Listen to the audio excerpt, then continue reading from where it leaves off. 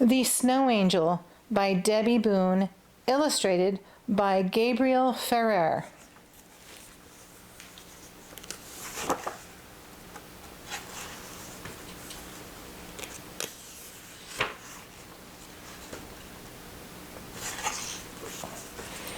Rose was a little girl whose eyes were full of dreams. Most people see things just as they are. Rose saw everything blanketed in dreams of what could be.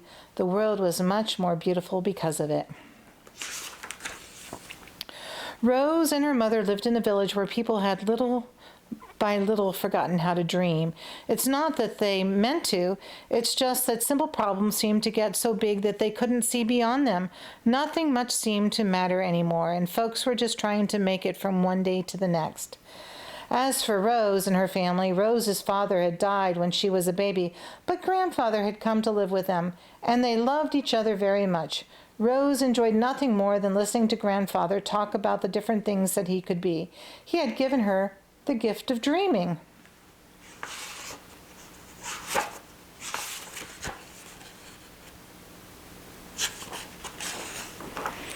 One crisp autumn afternoon, grandfather decided to take Rose and some of her friends for a walk in the woods. Soon they came to a small clearing, and grandfather knelt down on one knee, and with all the children watching intently, he pulled a tiny seed out of his coat pocket. "This is a giant fir tree," he announced. "That sure doesn't look like a giant fir tree," one of the children exclaimed.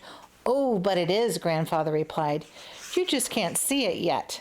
Then, as he began to plant the tiny seed, he said, "Dreams are the seeds of change. Nothing grows without a seed, and nothing ever changes without a dream." He brushed off his hand, sat down on a log, and said, "Now this seems like a fine day to plant some dreams. You tell me some of your dreams, then I'll tell you some of my own.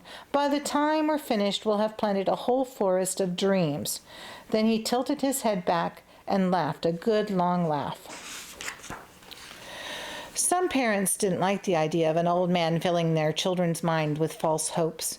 "Things aren't going to get any better around here," they would say. One by one, the parents of the village told their children they could no longer spend time with Rose or with her grandfather. One night, after Rose had gone to bed, grandfather and Rose's mother talked together.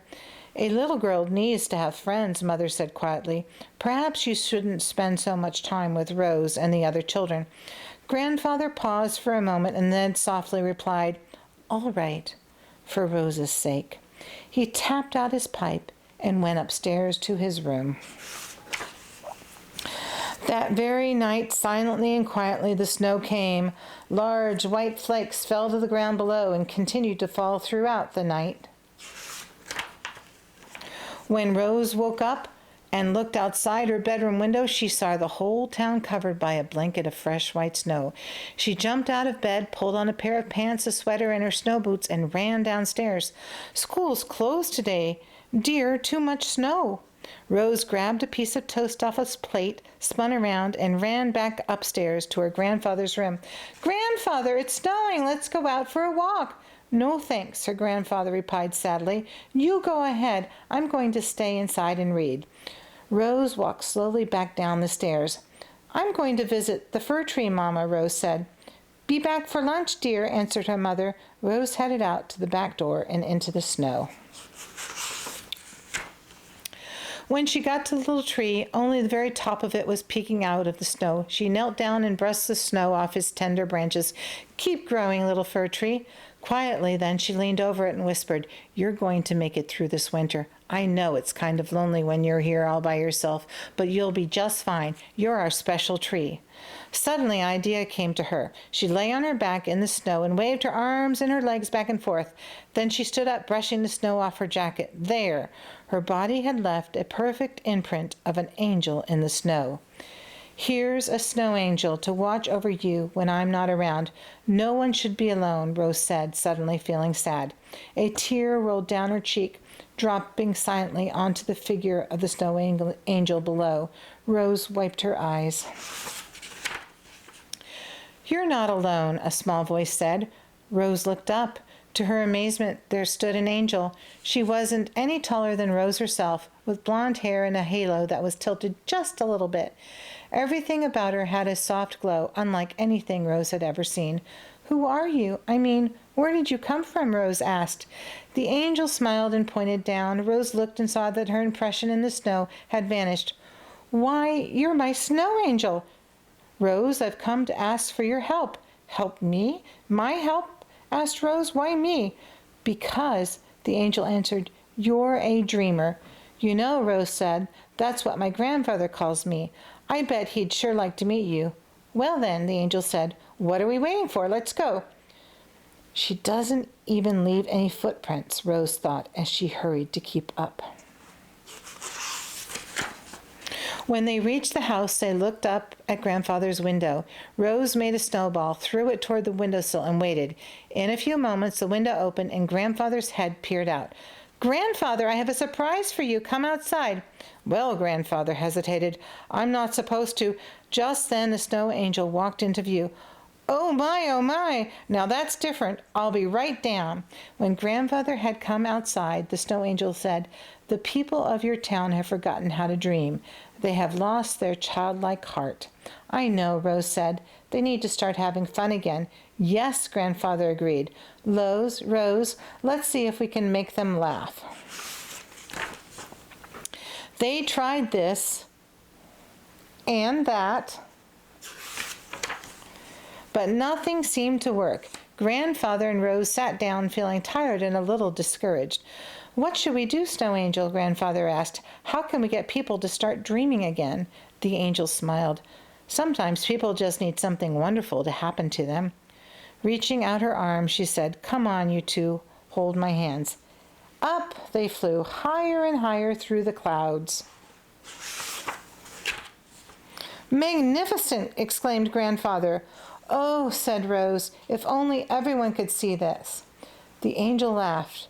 "That's why we're here. Come, help me pull these clouds back." All three of them grabbed a piece of the cloud and pulled, much like you would pull back the top of a bedsheet. "Now shake," said the angel. As the three started to shake the cloud, snow began to fall. Light from the setting sun reflected off the snowflakes like 1,000 prisms, each one changing colors as it fell. The snowflakes turned from a crimson red to a golden amber to an emerald green to a royal blue, which deepened to a rich purple, changing again to a brilliant white. Down below, children started to come out of the houses. Soon they filled the town square, reaching up to catch the colorful snow. "It looks like confetti," exclaimed one child. "Yes, or stained glass," shouted another one, jumping up to catch a snowflake. "Oh," asked Rose, "could I go down and play too?" The angel took Rose and Grandfather by their hands and flew them softly down. Soon Rose was enjoying the wonderful sight with all her friends. "Look," said Grandfather, "here come the adults." Sure enough, the townspeople, hearing the sound of children's laughter, began to walk outside to see what in the world was going on.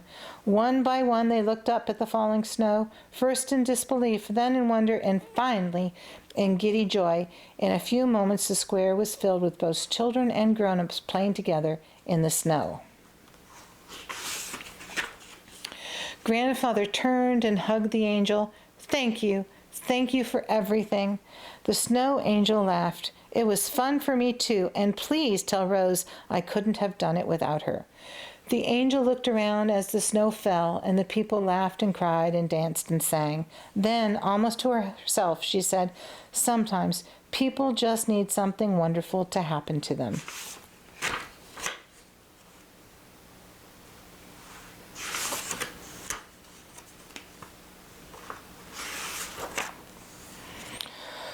Rose was a little girl whose eyes were full of dreams. Most people see things just as they are. Rose saw everything blanketed in dreams of what could be.